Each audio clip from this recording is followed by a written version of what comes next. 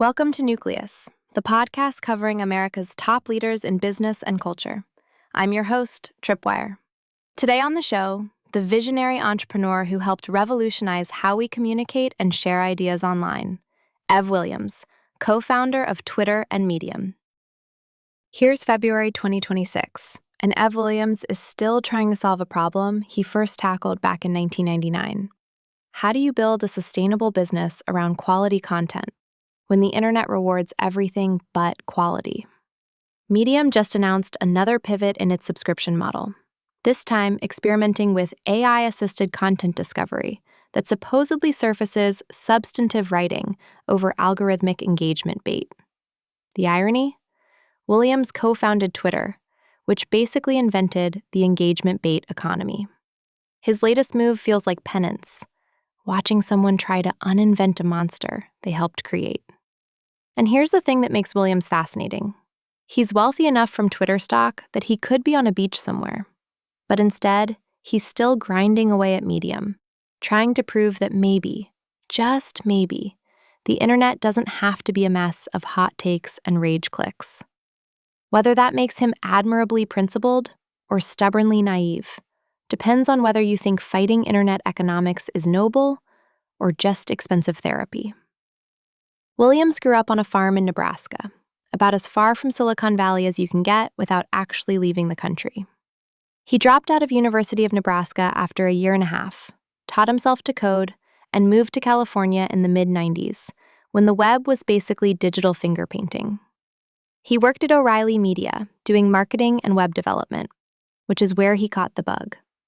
What if regular people could publish stuff online without needing to know HTML or understand server architecture? In 1999, he co-founded Pyrolabs with Meg Hurahan. They were building project management software, but as a side project, because apparently every world-changing platform starts as someone's side project. They created Blogger. It launched in August 1999, and suddenly anyone with an internet connection could publish their thoughts to the world. Revolutionary? Absolutely. Profitable? Not even close. Here's where Williams established his pattern. Build something users love, then figure out monetization. Never. Blogger grew like crazy, but the company had zero revenue. Williams maxed out credit cards to keep servers running. The company nearly struggled multiple times. They couldn't make payroll. It was the startup equivalent of duct taping a spaceship together while it's already in orbit. Then in 2003, Google acquired Blogger for a few $1 million, enough to keep it alive, but not exactly buy your own island money. Williams worked at Google briefly, discovered he hated corporate bureaucracy, and left to join some ex-Google folks working on Odeo, a podcasting company. Plot twist, Apple launched native podcasting support in iTunes and basically commoditized everything Odeo was trying to do. Startup done. But here's where Williams showed strategic brilliance hidden under all that earnest idealism. Instead of clinging to a failing project, he recognized that a side project the team was tinkering with, a simple status update service limited to 140 characters because of SMS constraints, had more potential than the main business.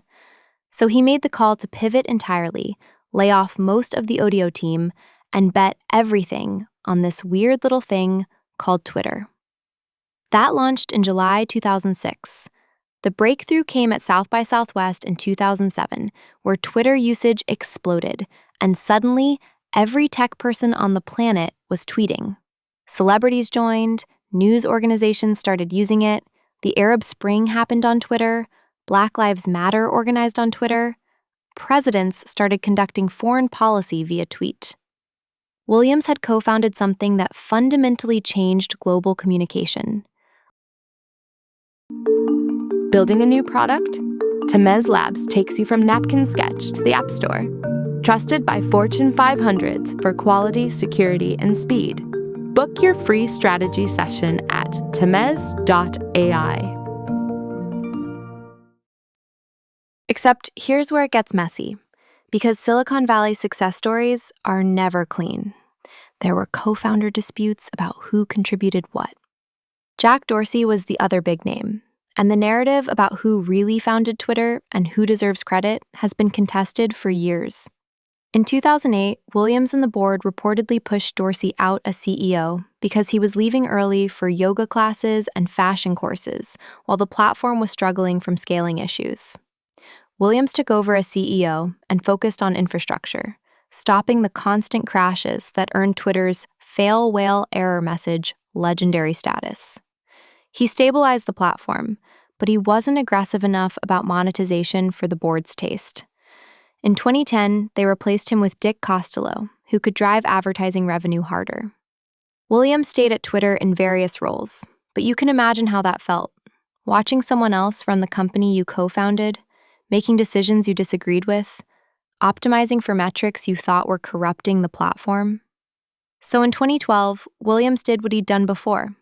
He walked away from guaranteed wealth and influence to start fresh.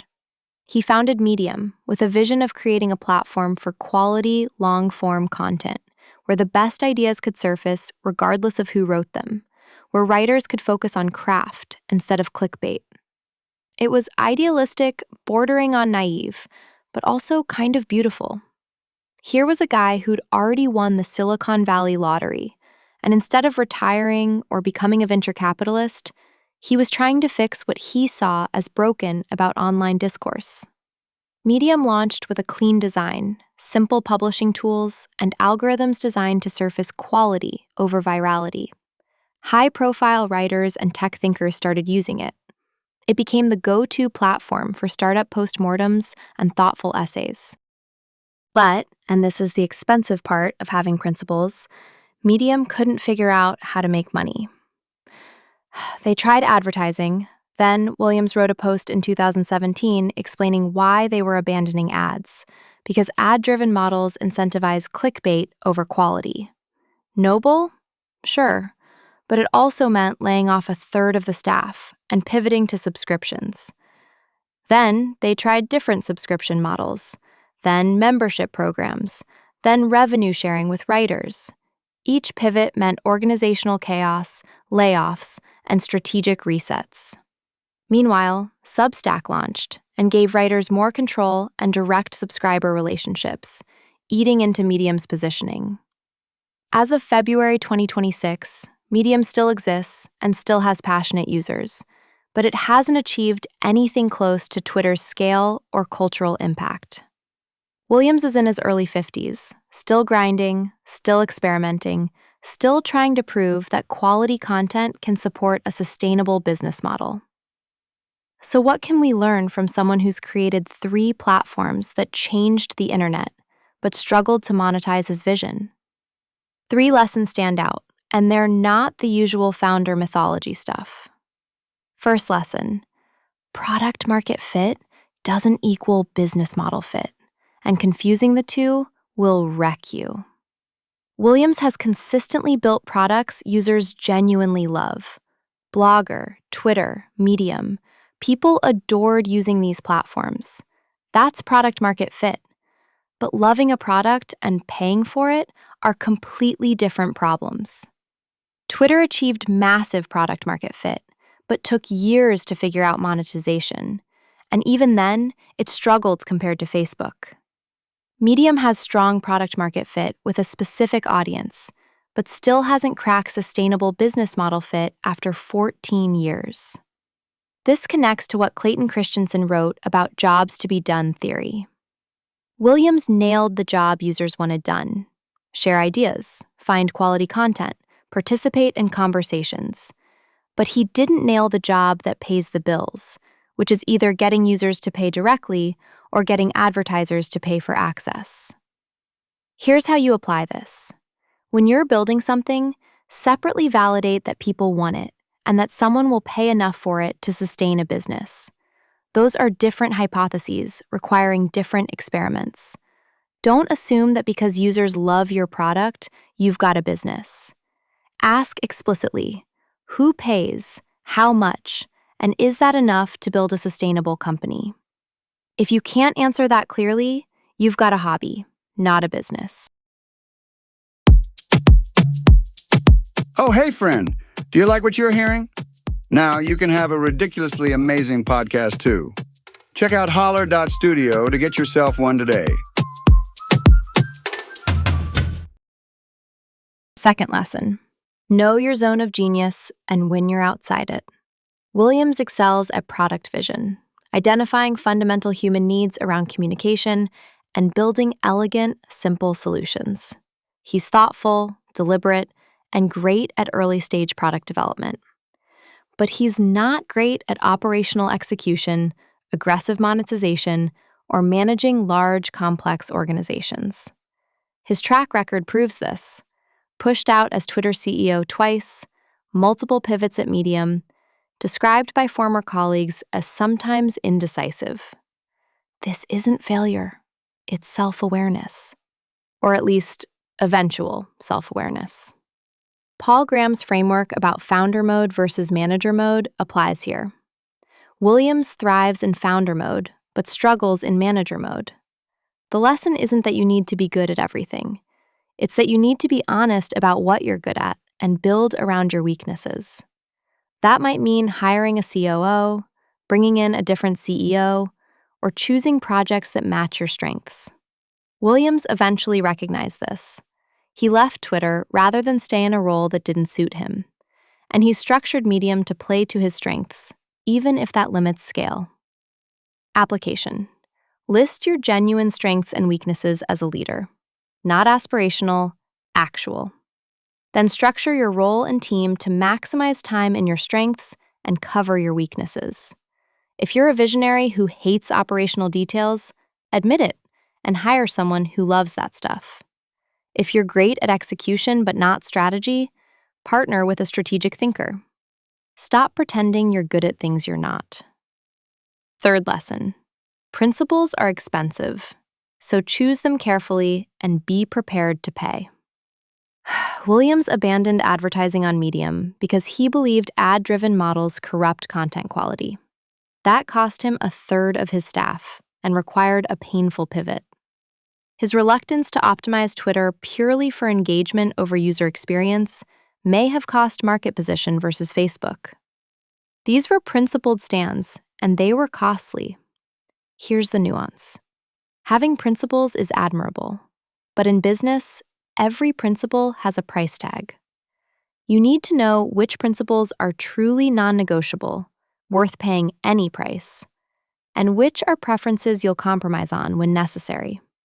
Williams seems to have made quality content a non-negotiable principle, and he's paid for it in slower growth, harder monetization, and less market dominance.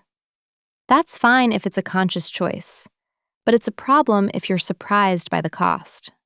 This connects to research from Harvard Business School about values-based leadership. Leaders who clearly articulate their non-negotiable values and accept the trade-offs outperform leaders who treat everything as equally important and end up compromising randomly under pressure. Application. Identify your top 2 or 3 non-negotiable principles, the things you won't compromise on, even if it costs you money, growth, or market position. Write them down. Then acknowledge that everything else is negotiable under the right circumstances. This clarity helps you make hard decisions consistently instead of agonizing over every choice. When a decision conflicts with a non-negotiable principle, the answer is easy, even if it's expensive. When it's just a preference, you can be pragmatic. What makes Williams' story relevant right now, in February 2026, is that he represents a particular tension in tech that's only getting more intense. Can you build platforms that serve human flourishing instead of just extracting attention and monetizing engagement? The internet's economic incentives reward controversy and attention. Williams has spent 25 years trying to build alternatives, with mixed success. Medium's latest AI-assisted content discovery is another attempt to thread that needle, using technology to surface quality instead of just optimizing for clicks. Whether it works remains to be seen, but the fact that he's still trying after multiple pivots and setbacks says something about either admirable persistence or expensive stubbornness, depending on your perspective.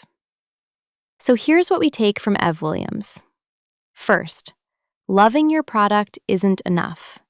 Validate your business model separately and explicitly. Second, play to your actual strengths, not the strengths you wish you had, and structure everything around that reality. Third, choose your non-negotiable principles carefully, because you'll pay for them, and make sure you're willing to write that check. The bottom line? Williams built platforms that changed how billions of people communicate. But he also shows us that creating impact and building a sustainable business are different challenges, requiring different skills. Sometimes the most important thing a founder can do is recognize which challenge they're best suited to solve, and be honest when the answer isn't all of them. That's not failure, that's wisdom. And in an industry that celebrates hustle and pretends everyone can do everything, maybe that's the most useful lesson of all. Thank you for listening to Nucleus. You can show our podcast team some love with 5 stars and a follow. Stay hungry, stay foolish.